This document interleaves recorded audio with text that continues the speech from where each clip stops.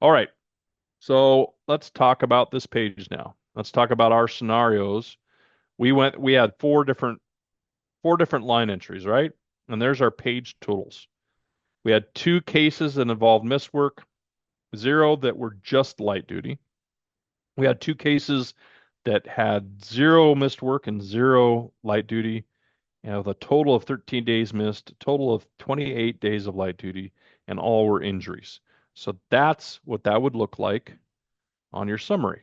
And again, the Excel forms that you have in your inbox link this up. So as you fill this out, and I'll illustrate this in a second. As you fill this out, this will auto-populate for you, so you don't need to fill it out. It just goes in there automatically. But that's what your summary looks like at the end of the year. And again, the total or the two numbers you chase down. If you have questions regarding your NAICS code or your SIC code, please let me know. But it's generally speaking, it's the code. You pick the code, not the state. Nobody picks it for you, but where you report most of your hours. So if you have project management, this and that, the other thing, but you have a certain amount of guys that do carpentry. If majority of your hours are in carpentry, that's your NAICS code. So let's talk about those two numbers that are highlighted in yellow. Annual average number of employees. Okay. The way the OSHA defines that you calculate this is you take your total number of pay periods throughout the year, you add up all those data points. How many checks did you write for each pay period? And then you divide that by the total number of pay periods. And sorry, because it's hard to describe verbally, but let's just say you paid monthly. And I know none of you pay monthly, but I'm going to try to make this simple. Let's say you pay at the end of every month. And so you have 12 data points. And in January, you wrote 20 checks. In February, you wrote 19, and you dropped off in 18, 17, but that you built back up in the summer, and it's now 20, 22, 30, 35, 30, and then you drop back down in the fall because you're seasonal.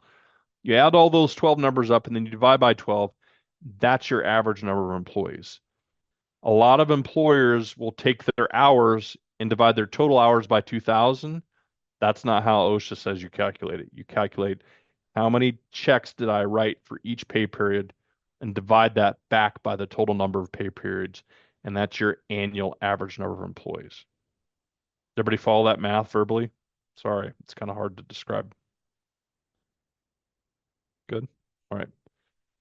Total hours worked by all employees. This is important. We'll get to this in about 2 minutes. Is when you're calculating your incident rates, it's as a simple numerator denominator relationship, and you want all those hours. So when we talked about temp labor earlier, those hours get added to that number. So this includes full-time, part-time, salary, hourly, field, office. If you hire a cleaning person to come in on weekends and they're paid through your company's ledger, that is hours that you get to calculate. So everybody in the organization and even the boss man, the person who owns the business that doesn't clock in and clock out, i.e. salaried employees, yes, you want to calculate 2,000 hours for each person that's on salary. So 2,000 is 40 hours a week, 50 weeks a year, which is how, if you can document that they work more than that, then by all means, you can count more hours. But that's the average for a full-time employee that you're allowed to use is 2,000 hours. Okay, any questions on those numbers? So if we have a Good. cleaning service come on the weekends, they count as employees on the OSHA. Yep. If unless you're contracting out. If that's a subcontract and the cleaning company is writing the paycheck, then no, because that's a subcontractor. But if you I see. were so my dad was an HVAC contractor in Southwest Washington, and he hired a lovely young lady that came in and cleaned all their bathrooms and kitchen every week, and she did it on the weekend. But she was her own entity. It wasn't a cleaning service. It was, he wrote a check to her. That's still an employee. So if you're using a service and it's a contract, then that's no different than a subcontractor relationship. Those hours don't count. Okay. Okay. Thank you. But you do want to count for temp labor hours. All right. So let's talk about incident rates. First of all, before we get into incident rates, any questions off of the rules? What is was not a recordable? How to fill out your log? You guys feel pretty good about everything so far? I David, this is Chris. I had a Yeah. question on the total hours worked because this comes Yep. up internally for us every year. Yep. When we populate that, that doesn't include vacation or any sick time taken. Correct. That does not. That does not count towards hours. Yeah. I thank you for bringing that up because I get that question. I need to somehow incorporate that into my dialogue. But yes, vacation, FMLA, sick leave, all that stuff does not count towards worked hours. It's the number of hours worked by all employees. Okay. Okay. Good question, though. I get that a lot. Other questions? Can you address situations where the employee doesn't go to the doctor, the walk-in, or the emergency? Okay. Can you give me some more specifics? I have an So, idea where you want to go with it, but can right. you? So make it claimable or not. So my specific situation was an employee tweaked his back on the job Mhm. site, let his PM know. The next morning he called and said, I need to give my back a day of rest. And he was back to work the following day. Okay, that comes in that falls into that category of I have voluntarily removed myself from employment. Okay. Um, so I would not record that. There are other camps out there, but I have never seen any evidence and have talked to LNI consultation because they're the enforcement arm of OSHA in the state of Washington. I've talked to consultation, but that same circumstance where somebody is injured, they say, I'm just going to rest myself. I don't want to see the doctor because I don't think it's that bad. Blah, blah, blah, blah. Basically, what you're describing, it's not a recordable. Now, We paid. let's just say a week later they decide it hasn't gotten better. I've taken a couple days off. It hasn't got better. They go in the following Monday or whenever, and they see clinic. That's when you start the clock ticking, and don't backtrack for those days that they've missed. So, circumstance you just gave me. Let's just say a guy or gal hurts themselves on a Thursday. They just say, "I'm taking Friday off. I don't want to do light duty. I don't want to see the doctor. I think I'm okay." And then they come in Monday and say, yeah, I do need to see the doctor. Then start that whole process on that Monday and don't worry about what happened on Friday or Saturday or Sunday for that matter. But if they do see the doctor and they get that APF that says, yeah, I don't want you lifting over 50 pounds for a week, take it easy. You offer light duty. They're in working in the shop, staging jobs or making phone calls or managing inventory or whatever we do for light duty. Then yes, you have a recordable, but nothing that happened prior to that doctor visit would be time that I would put on that log. Okay, perfect. Thank you so much. Okay, absolutely. Good questions, guys. Thank you for the dialogue. Any others? Okay, let's go into incident rates. So your OSHA documentation, and so this is actually one of the main reasons I teach this class is because a lot of employers put every single claim on their log. They just say, I'm just going to be safe. I'm just going to be safe. And regardless of what the rules say, I'm going to log everything. I can't get in trouble if I put everything on there, right? Wrong. First of all, I had somebody so normally the only citations that I've ever heard about with regards to OSHA documentation was just not maintaining it or not having that summary posted by February 1st.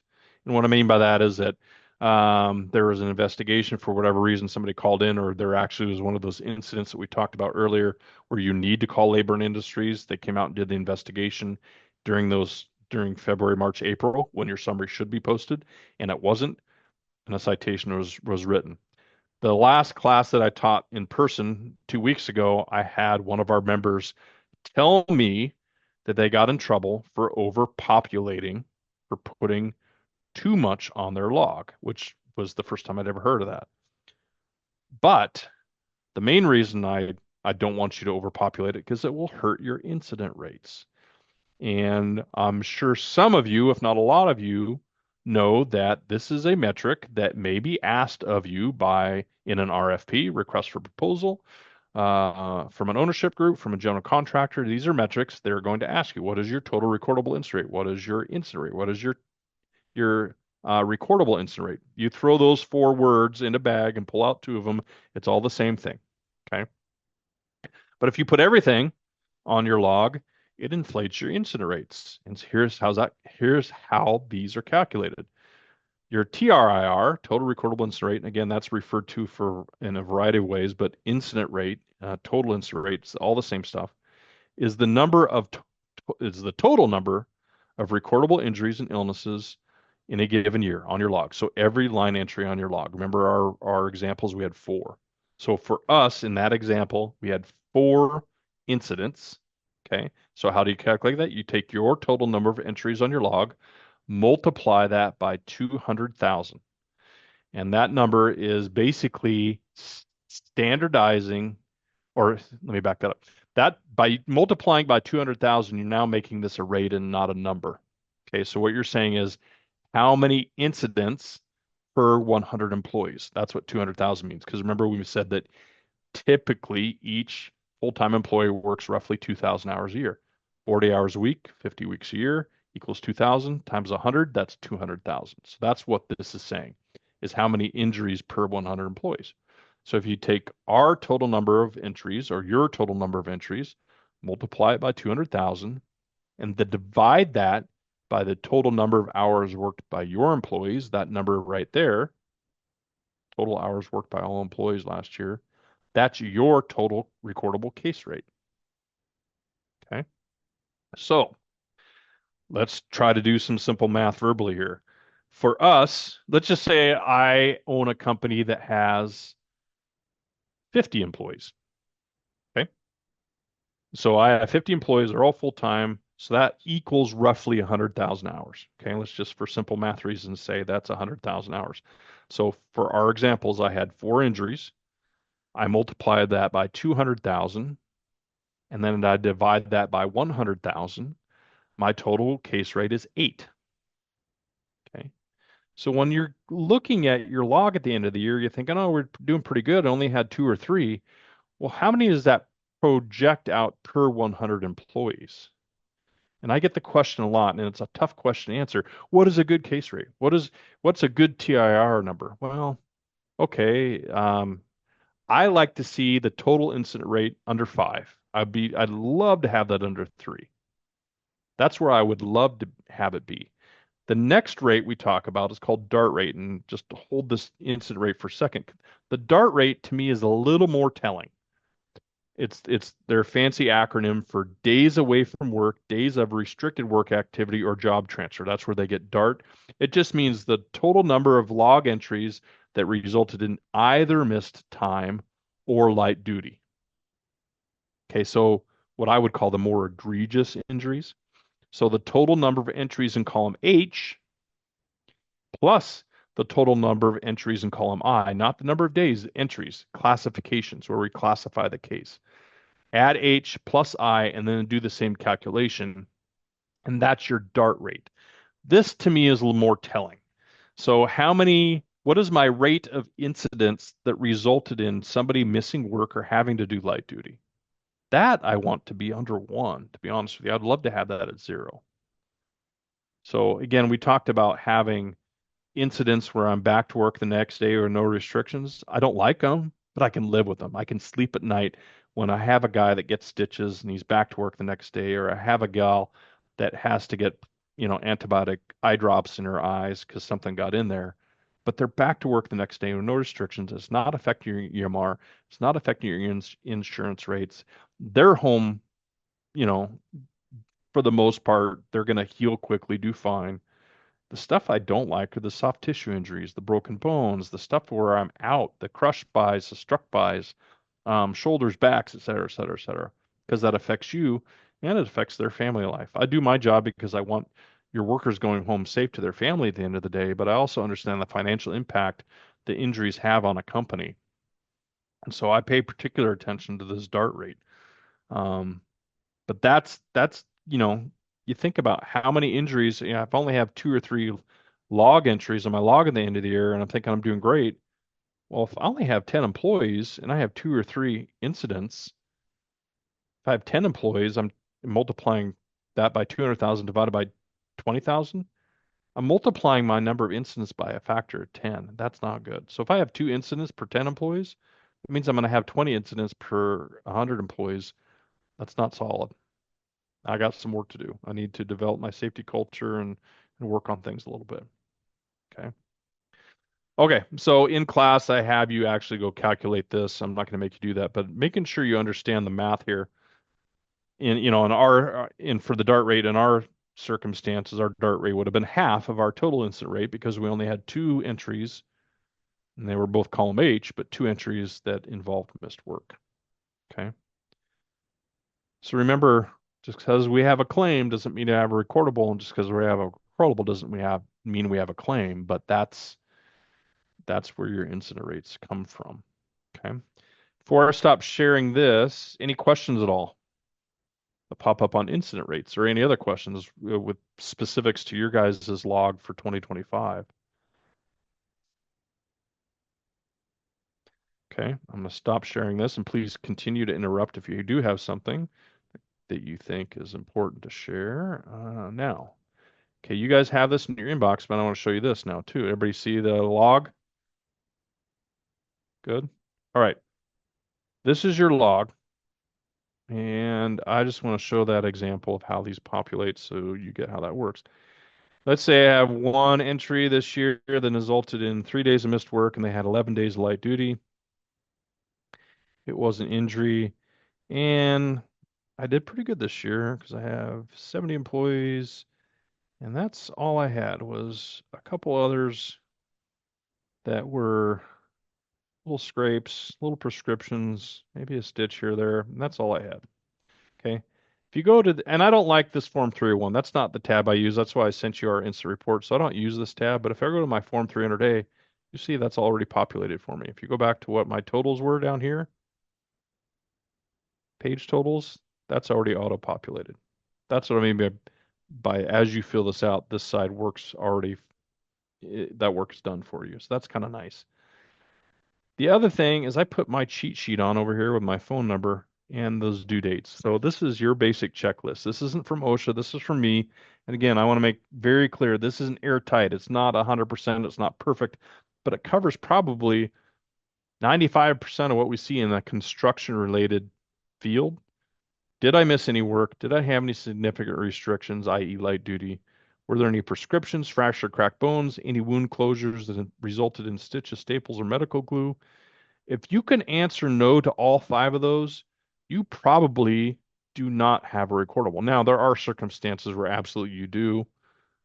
You could always call me if you still had questions, but the reality is if you answer no to those, you probably don't need to put it on your log. It's not airtight, just be clear there, but it helps. Again, that's my Cliff Notes version of what we just went through. The due dates, by February 1st, you must physically post your 300-day summary at place of business. By March 2nd, you must electronically submit data from your 300-day summary if you're 20 or more employees, or data from your 300, 301, and 300-day summary if you're over 100 employees. And there's the website for the injury tracking application. Okay, so you guys have that in your inbox with this cheat sheet and reminder here as well. The other thing I want to show is our incident report. And you guys have this attachment as well. So this is just, the 2 pieces of paper, or if you want to digitally or have this in a cloud-based system and you guys access these on tablets or phones or whatever. This is what you have on the job site, your on-the-job injury to-do list and kind of, what to do, and this is what's filled out. That's that incident report. This is for your Form 301. It's totally fine. Now, the rest of the packet just has a blank form. This is L&I's form for the light duty job description and one that's filled out as an example. So that doesn't need to go in the field. That's for the office right there. But that's the packet that you have in your inbox as well. Okay. So that's essentially your substitute for Form 301.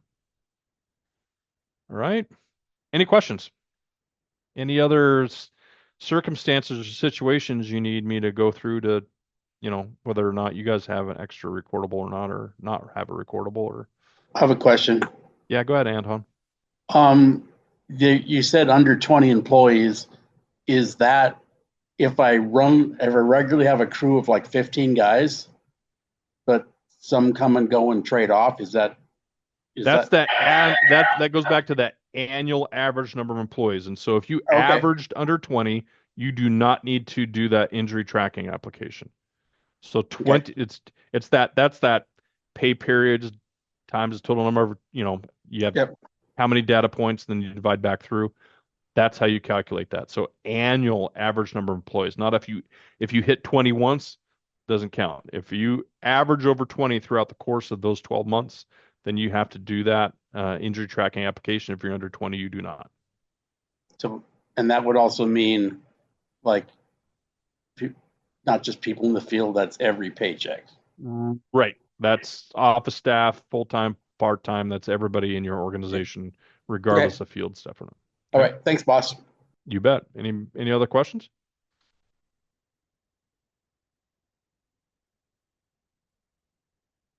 You guys good? All right. If you fill this out and you still have questions, or you just want somebody to put a pair of eyes on your final product, I am happy to review your documentation before you post it. If you just want somebody else to look at it. Now, it's based on your input, meaning I'm going to trust that you guys know what is and what is not a recordable. But if you want to send me your log and summary and say, hey, can you put an eye on this and see and tell me if it's filled out correctly based on what I put on there, I'm very happy to do that. But remember, technically, the rule says you guys have to have that summary posted by February 1st is Sunday, I think. So by Monday morning, you should have your summary posted up in your place of business and those job sites that are in play for more than a year.